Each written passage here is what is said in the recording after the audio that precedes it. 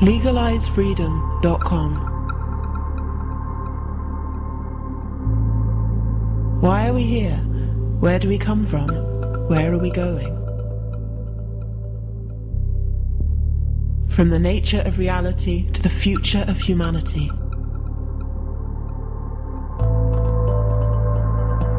Beyond politics, poverty and war. LegalizeFreedom.com.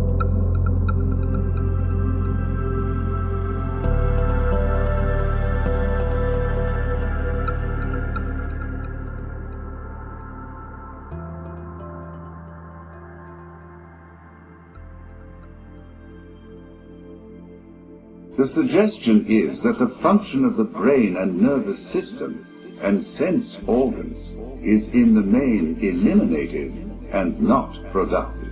Each person is at each moment capable of remembering all that has ever happened to him and of perceiving everything that is happening everywhere in the universe. The function of the brain and nervous system is to protect us from being overwhelmed and confused by shutting out most of what we should otherwise perceive or remember. If there's an intelligence there, I want it to know there's an intelligence here. The Day of the Triffids. Here's an image we all know well.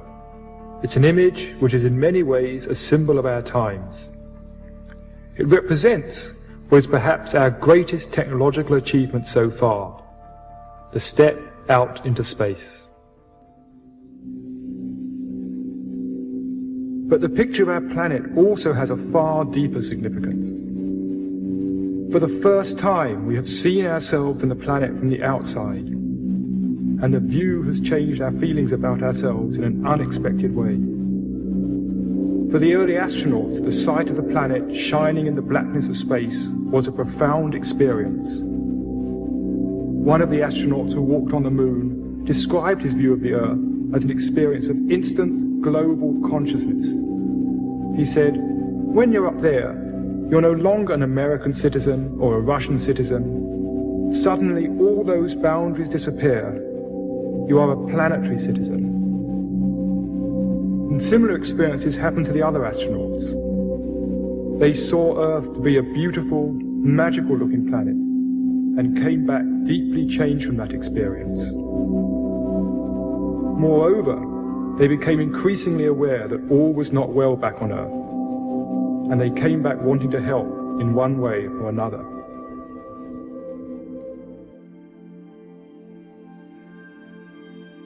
Greetings and welcome once again to LegalizeFreedom.com. I'm your host Greg Moffat, and my guest today is Stephen Buhner, who joins us to discuss his book Plant Intelligence and the Imaginal Realm, Beyond the Doors of Perception into the Dreaming of Earth. The book reveals that all life forms on Earth possess intelligence, language, a sense of I and not I, and the capacity to dream. It shows that by consciously opening the doors of perception, we can reconnect with the living intelligence in nature as kindred beings, once again become wild scientists, non-domesticated explorers of a Gaian world.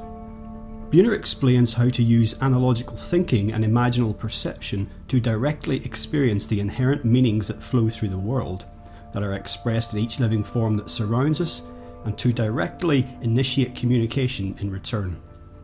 He delves deeply into the ecological function of invasive plants, bacterial resistance to antibiotics, psychotropic plants and fungi, and most importantly, the human species itself. He shows that human beings are not a plague on the planet. We have a specific ecological function as important to Gaia as that of plants and bacteria. Buhner shows that the capacity for depth, connection, and meaning-filled communication with the living world is inherent in every human being. It is as natural as breathing, as the beating of our own hearts, as our own desire for intimacy and love. We can change how we think, and in doing so begin to address the difficulties of our times. Hello and welcome, Stephen, and thank you so much for joining us today on LegalizeFreedom.com. Thanks for having me. Now, today, Stephen, we're going to talk about your latest book, which is just out. It's entitled Plant Intelligence and the Imaginal Realm. Before we get into that, perhaps you'd like to tell listeners a little bit about your background, and I thought, if you like, perhaps you could do that by talking about the early part of the book, because it's quite biographical and it really sets out where you're coming from and what aspects of your life that have set you on the path that you're actually on. Well, like a lot of people, I'm 62 now, and I suppose from talking to my son and his friends, it seems that things haven't changed a lot. They've just changed to become like unique to our time. I was born pretty much into a dysfunctional family, like a lot of people are in both America and the UK, I think, and I didn't really fit into the boxes of life very well, and I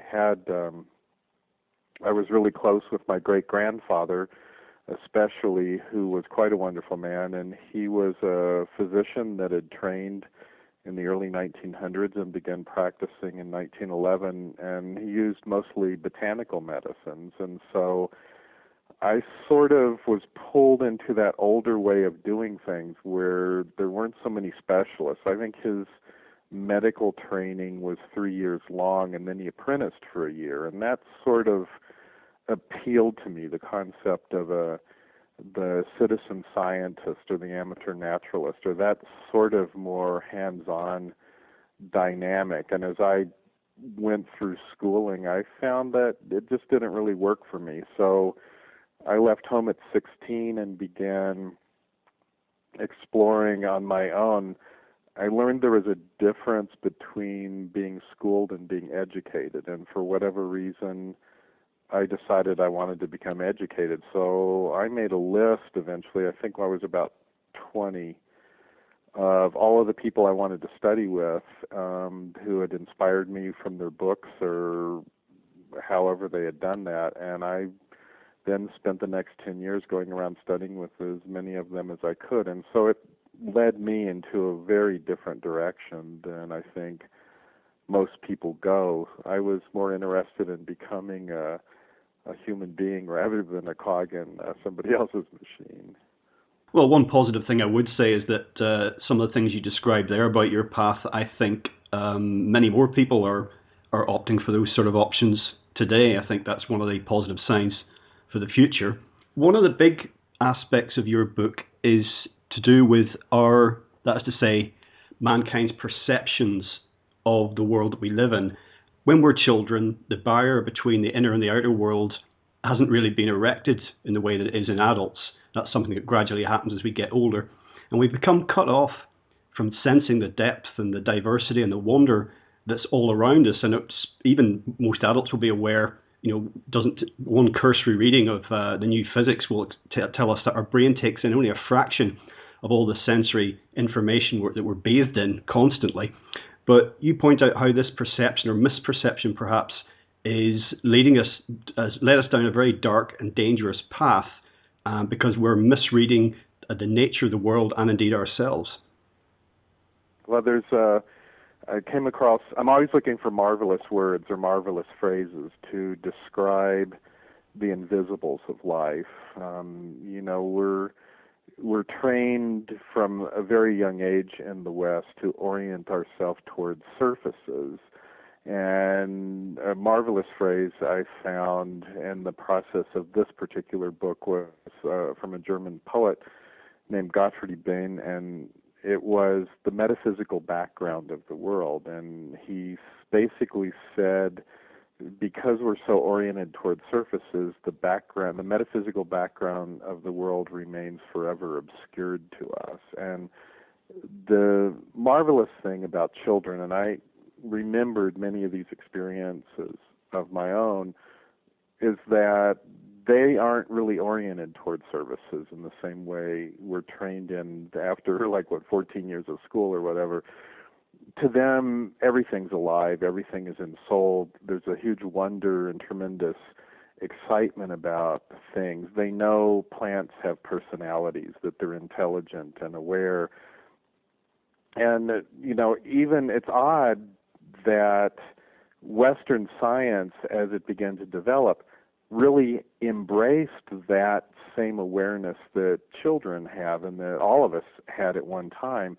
And as time went on, it's like the most fundamental segment of Western science began to sort of take over everything and more and more and more orient everybody towards services. These are the people I now refer to as the reality police. So, because if you're going somewhere and you start talking and one of these people happens to be in the room with you and hears you, if you start talking about the intelligence of plants, or that plants have personalities or feelings, or that bacteria are intelligent, they always jump on any sort of a statement like that and reorient things back towards surfaces by saying, oh, you're anthropomorphizing and you're projecting a human quality onto the world. But what's really true is that they're mechanomorphizing. They're projecting a mechanical nature on the world. And we've been so inculcated in that as the sort of the default foundational truth about the world and our relation to it, that we've made so many decisions in the West, in science and in our cultures based on that sort of belief, that it's just this sort of dead insentient matter over there, and we stand over here, we're not really part of it, we can look at it and manipulate it how we want. And what we've been doing actually is destroying any possibility of sustainable habitation of the planet. I mean, the simplest one that I go into depth about in the book is by assuming bacteria were unintelligent and mere matter that we could manipulate the way we wanted through the creation of antibiotics, we've created this tremendously difficult problem where the bacterial researchers, the most eminent ones in the Western world, are now saying we've got maybe 20 years before we're going to see epidemics more virulent than human beings have ever experienced, because the bacteria are actually quite intelligent and they restructure themselves to avoid the antibiotics intelligently. So that my focus for the last 40 years or so has been to reclaim the feeling sense, the ability to touch the metaphysical background of the world, to basically, that feeling sense that we have allows us to have empathy, to recognize intelligence, awareness, and soulfulness in the other living beings with which we inhabit this planet. And that's what I talk about as being one of the primary ways out, really the major act of revolution we can engage in is to reclaim our feeling sense. Yeah, this comes up again and again through the book, doesn't it? You're asking us to ask, when we engage with the rest of creation, how objects, or even a sunset, a table, the sea, whatever it happens to be, how does this feel? And this sort of sixth sense that people talk about a lot, but of course it's been in our mechanistic, sort of reductionist, certainly in the West anyway, culture, we're told to sort of dismiss this, even though people still actually rely on it more than they think. Sort of, I had a bad feeling about that guy, or, the moment we met, it felt really good, that sort of thing. But we live in a sort of semantic world. Ever since language came along, that's been how we think, literally, in terms, we consider a concept. We have words going through our heads, and it wasn't always that way.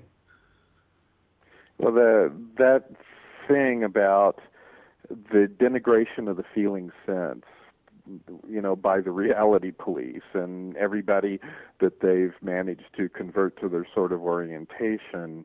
Alice Walker, the American poet, had a great little blurb she wrote out once in one of her books, and it was that the moment that an old granny in Alabama said that her greens didn't have a taste to them anymore, the whole country should have stopped, because how things taste is one of the major clues life gives us about our food.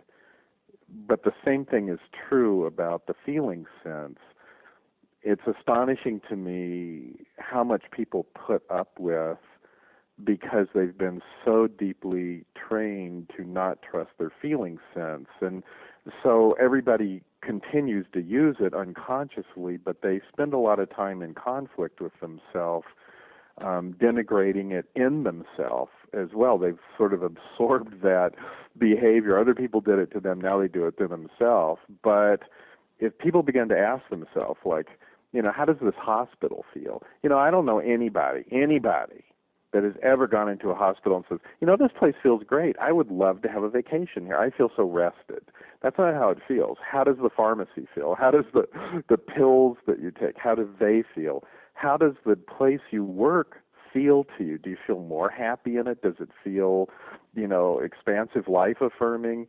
We continually go through life immersed in very sophisticated fields of meaning, the metaphysical background of the world, and when we encounter various meanings, there's a feeling to them. And I'm not talking about emotions here. I'm talking about how something feels. Like you walk into a restaurant, like you were saying, you walk into a restaurant and you go, this place feels funny. Let's go someplace else.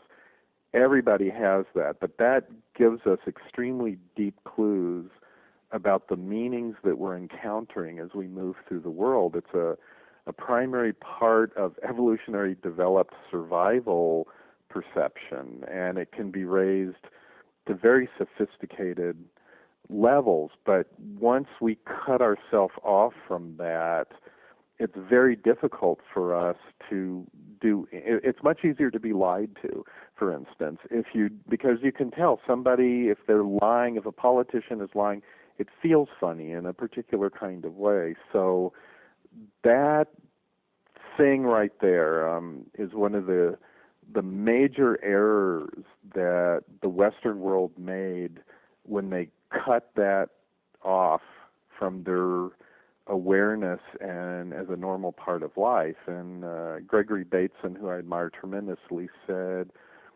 that he believed that the loss of the aesthetic sense, the sense of aesthetic unity, was much more damaging of a behavior, of a choice for a culture than any of the minor insanities that had affected any previous culture that came before ours. And we've basically destabilized the entire natural world by doing that one thing. Well, I tried a little experiment yesterday after completing your book, and I live in a city, so not in the countryside, and I decided to consider the environment and see how it felt. And to sum it up, I found that natural things, plants, birds, felt positive or at worst neutral if they'd perhaps been damaged in some way, and almost all of the man-made environment felt neutral to negative. And when it did feel vaguely positive, I noticed that it had some sort of artistic aspect to it. For example, an old building with carvings, that some kind of creativity had gone into it, but none of the objects or buildings like, the modern bank building, which is just a box, glass and steel, it felt negative. And it was strange. I was surprised myself, to be quite honest with you, how powerful it was.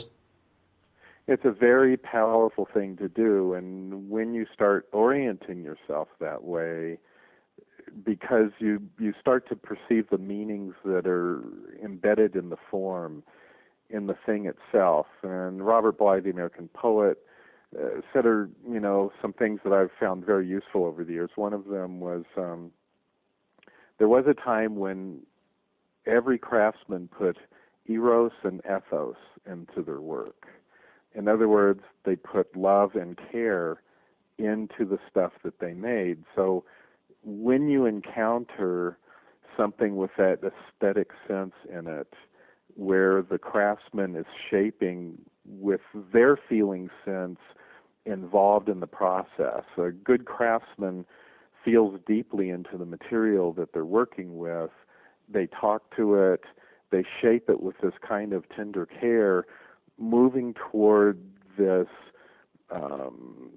form that somehow they've perceived in the depths of themselves that they want to bring into the world. But they don't force the material in a way into that shape. They urge it into being, and they, as I think it was Michelangelo who said, I just chip away the parts that don't belong, as if it was that easy. But there's something, it comes alive in a way, so that when we encounter it later, we feel that eros and ethos flowing from the thing itself into us, and that's the root of the aesthetic sense. It's the breathing in of that kind of living, soulful thing from the world itself.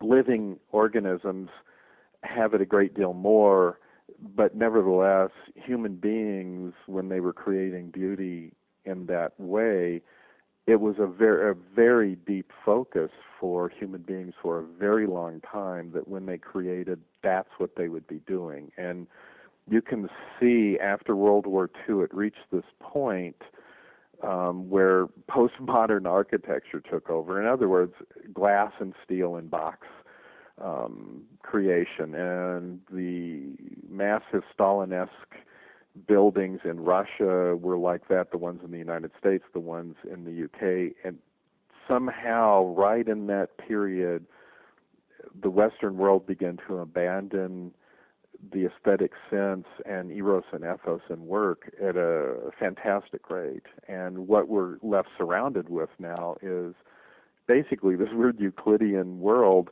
that has very little love in it, and just the most basic way of talking about it, very few craftsmen that build those kind of buildings have the time to love their work, and there's not a lot of aesthetic creativity that they're even allowed to do in the process. And as a result, we live embedded in this world that it's aesthetically impoverished to the greatest degree of any civilization in history.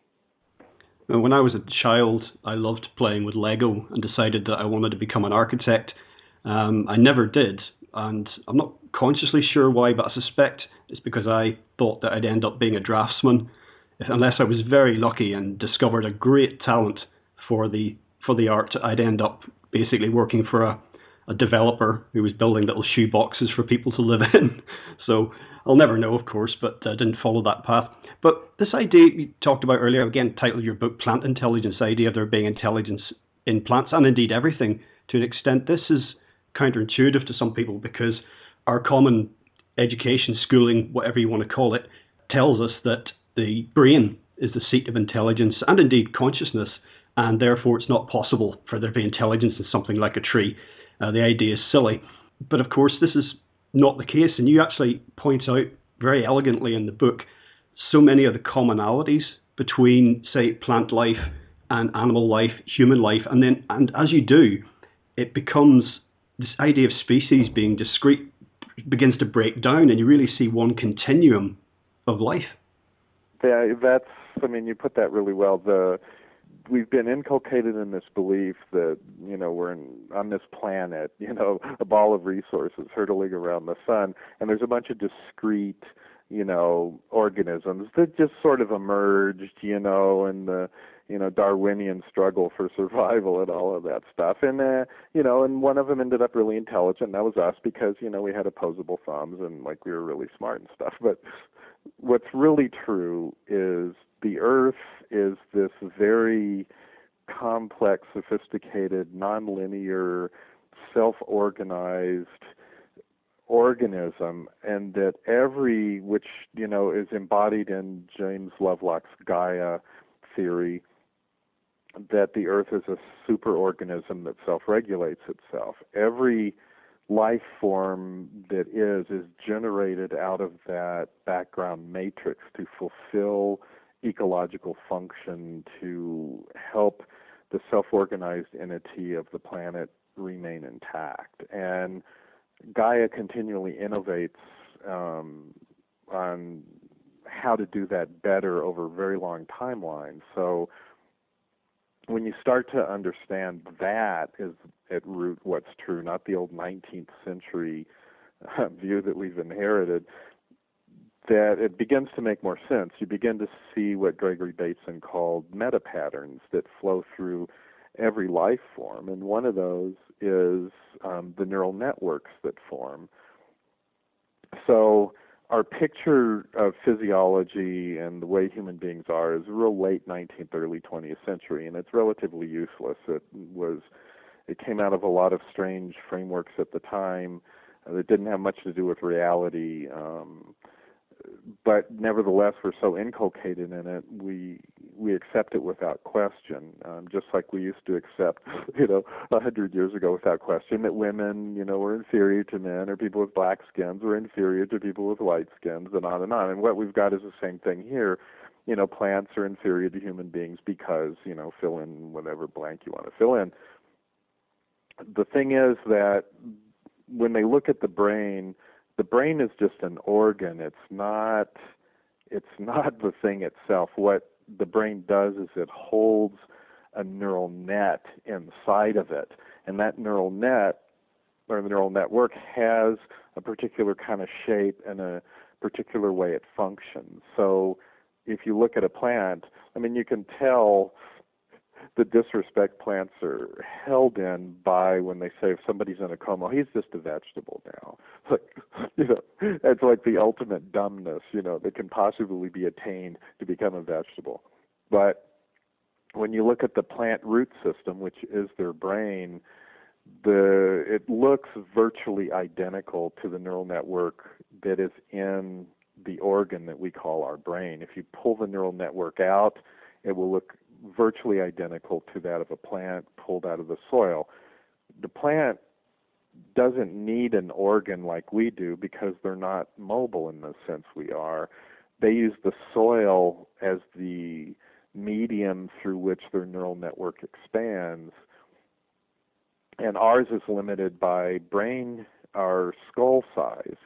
And so we're already at a disadvantage. Yeah, there's a lot of sophisticated stuff we can do, but the thing is, when you start really looking at the neural network of plants, you start to find out like some aspen trees in the United States cover several hundred acres, and they're up to 100,000 years old. Their neural network completely dwarfs the human in size, in sophistication, in age. Plants have tremendous memory storage. They plan for the future based on current situations. They have a really sophisticated language. They caretake their young. The list goes on and on and on. And what we're really guilty of is a kind of a brain chauvinism, just like, oh yeah, if he doesn't, have a brain like us, he's a vegetable. But it's just this weird, strange, inherited picture of the earth that we were given, and there's reasons for that picture. And James Hillman, who I have tremendous admiration for, he made a very poignant statement about that. He said it was only when science convinced us that the earth was dead that it could begin its autopsy in earnest. And that is the crux of Western technology and civilization. And it's a real problem because it's so inaccurate. And one thing I bring up in the book that I think is completely hilarious is the person who first identified the plant brain and talked about it in detail was Charles Darwin. But, that particular part of his work is continually overlooked. So, yeah, the world, as Henry David Thoreau, the American poet, said, you must understand that nothing is what you've taken it to be. And once you do that, you're really in a position that you can go into the world and find out for yourself what is true, which we really need to do. And one of the statements I continually have in the book is that one of Einstein's, where he says, we can't solve the problems facing us by using the same kind of thinking that created them. To really change everything, we have to go into the world and find out for ourselves what is true and genuinely begin to encounter the world in a very different way and have solutions come out of what really is there, not what we've been taught is there. Yeah, this whole attitude that you refer to that shaped our society in the late 19th and throughout the 20th century has given rise to this human exceptionalism. Now, there's been that's been true to a degree down the ages, but particularly in the modern world, but in the industrial age, we've had the wherewithal, the tools to do great damage coming from this mindset. Whereas even the Romans, for example, their empire was limited. It was limited to what damage they could do to the world around them. and this entire idea that we're above and beyond the rest of creation, not even taking into account the Christian idea, that it's there for us to dominate and exploit. But even if you set that aside, that's what actually happens, this idea that we're separate from everything. And that can lead us, I think, into the madness that we're currently in, which is causing enormous damage and extinction left, right, and centre, but sort of kind of going, ho-hum, shrug the shoulders, what can we do? It's often like we're completely desensitized to it. Yeah, we do. And the people that feel it, and feel like that the necessity to do something, the difficulty is the problem is so immense that they feel overwhelmed by it. They don't really know what to do. And, so they end up sort of following this prearranged pattern of protesting or writing their representatives or their ministers of parliament, members of parliament, or whatever they're going to do.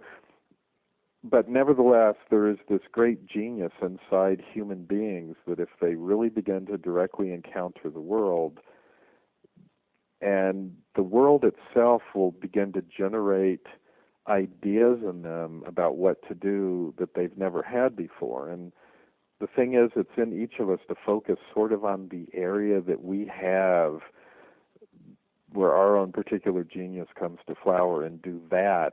The big picture is Gaia's problem. There isn't a human being alive that has the wisdom or the knowledge base to solve all of the problems in front of us. And that's part of the problem, is trying to get this sort of universal one-picture answer that's going to solve everything. I think it's really hilarious that people continually talk about how, intelligent the human species is compared to everything else. And I find myself more and more these days going, how many people have you met? I mean, it's like, I've met a lot of them, and these are not like the brightest life form on the planet. They're not the sharpest knife in the drawer, It's like, to expect the mass of the human beings to be able to solve these problems, in this sort of top-down, let's all do this and then we'll live forever and nothing bad will ever happen. It's not going to work. It's just not the way it is. So, you mentioned like the Romans, and they definitely had some serious problems. And you go back to any sort of large culture, and you begin to find problems, whether it's ancient China or Egypt, or it doesn't matter. But the one thing, that was kind of the point Gregory Bateson was making, the one thing they all had that was different is that they had a fundamental belief in this aliveness that ran through everything. I mean, they had other crazinesses, but that one thing they did have. And we are really the first time in the history of human habitation of this planet. It's the first time that a culture has cut itself off from that awareness about the world. And the damage is so much more severe than anything that's gone before. It's a much more difficult problem to solve as well. In Ridley Scott's film Aliens, one of the company men is talking to Ripley, the heroine, about how the humans are superior to the aliens. The aliens are just dumb creatures. And Ripley says to this guy, well, you don't see them fucking each other over for a percentage. And yeah, they had some pretty good lines about that in there, I have to admit. Yeah, but as you alluded to a moment ago, this idea of writing to your MP or your congressman, whatever it happens to be, this idea that we can fix some of the problems that we're facing in a top-down way is not really the path forward. And even organizations like World Wildlife Fund or Greenpeace or Friends of the Earth, whatever you look at, I've always been a bit skeptical about them because basically, well, they've all been around for decades and look where we are. Yeah, the environmental movement, the way it was originally conceived, it had some early successes that were good, but eventually they just became part of the problem. They're large bureaucracies themselves that work with a lot of money, and they're constantly engaged in transactions with the rich and the powerful. And there's a fundamental belief they have, that many in government have, that individual human beings are actually like stupid children, and that we sort of all have to be managed by, different laws and different groups of people, and, for our own good, because we're too stupid to actually be in charge of anything anymore. And the United States has always been, for a long time, much more of a Wild West place than the UK. But even here, it's starting to get, it's many places illegal for someone to build their own home, because you're considered too stupid to do that. We're prohibited from doing many things, and so there's this sort of infantilizing process that happens to the general mass of people because of the tremendous distrust that large organizations and governments have for individual citizens and their own ability to figure stuff out. But if you look at the areas, human beings are always trying to find ways out of that into unregulated places. And if you look at where they find a place like that and begin to really develop things, they come up with the most amazing stuff. I mean, permaculture came out of that. The modern herbal medicine movement came out of that. And one of the neat things I've seen in the UK and parts of Europe is because housing and land prices are so high, there's been that movement of people, especially in the UK, to move into forest areas and build these wattle and daub houses for like £1,000, that are some of the most gorgeous aesthetic creations I've ever seen. I mean, they're just absolutely beautiful. And so all of this kind of interesting innovation has been occurring. And then, of course, when the authorities find out about it, they go, we have to tear that down. It's like, you didn't get the permits, and we don't like people living like that. But nevertheless, there's this sort of movement that's occurring of people solving problems in the most amazing way. And one of the main differences that I have is I trust individuals, the common people, to be able to find the solutions that need to be found in the location in which they live. People are going to make mistakes, and mob rule is not exactly great either. There's problems with that. Nevertheless, the kind of problems you get inherent in entrenched bureaucracies don't occur. The problems you get from trusting the individual over time end up being less severe, I think, than entrenched bureaucracy. So, I tried working in those arenas. A lot of people have, and you literally you can't do a whole lot, and it's only really outside following what calls to you, your interest and your heart and your enthusiasm. That's where the solutions lie. And in a way, that's exactly the way the earth itself solves problems. It sends the impulse into the system. When the earth perceives a problem, it sends an impulse into the ecological systems of the earth, in this sort of a burst of meaning that flows through the system. And the individual life forms and organisms, whether it's plants or whatever, they begin exploring solutions to that particular problem in their billions. And that's where innovation in Gaia comes from. For all the benefits that it's brought us, our technology, I think, has contributed a great deal towards our disconnection from the natural world. In fact, a guest I had on here a few weeks ago, a chap called Giles Slade, has written a book on it called The Great Disconnect, or The Big Disconnect, can't quite remember. And following along this route, and I mean, whatever the future holds, certainly technological innovation is happening apace. You even got to look at the power of computers doubling every couple of years.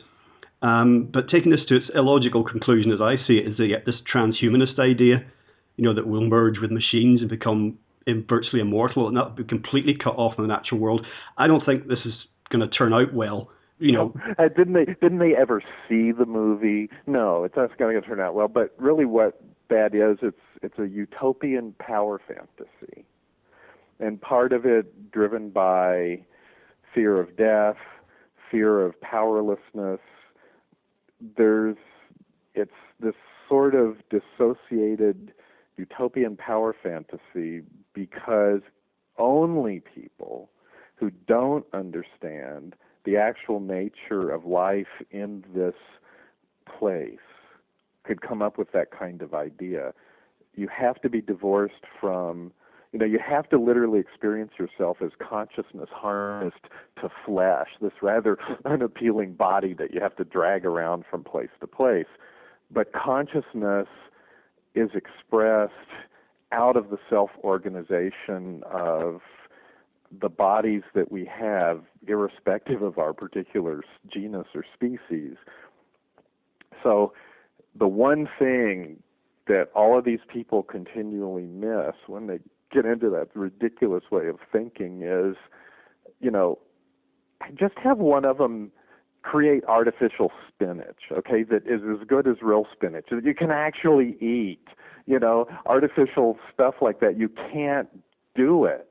You can fumble sort of toward things like that, but the earth has this capacity to generate life. That's one of the things I talk about in the book, is that, a lot of reductionist researchers are saying things like, the earth seems to have this eerie yearning for order, that it generates new life forms out of nothing, and life comes into being without any predicate cause that we can find.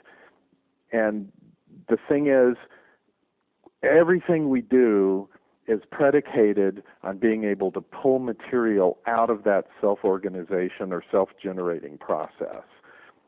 So all of our technology is based on, it's easy to say resource extraction, but what does really resource extraction mean? When we talk about it, most people think, oh, well, it's like, iron ore or whatever, or coal or something. But what we're doing is we're pulling from this constantly regenerating pool of life, and then we cut it off from its source and transform it into other substances which are now dead that we can use in our technology.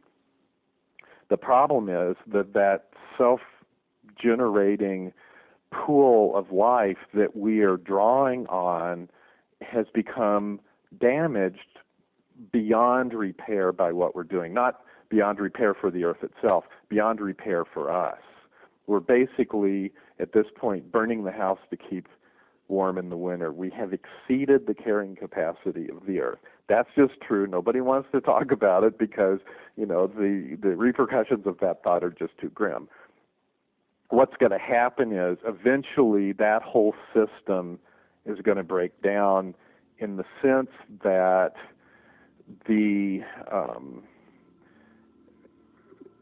have a sort of ecological window that allows our species to really be the way that it is here. The temperature range, everything else. When that thing goes through a phase shift, which is what climate change really is all about, it's not so much the earth warming or whatever, it's that there's going to reach this tipping point where you're going to get a massive shift in the way the system appears. It's going to be like water turning into ice.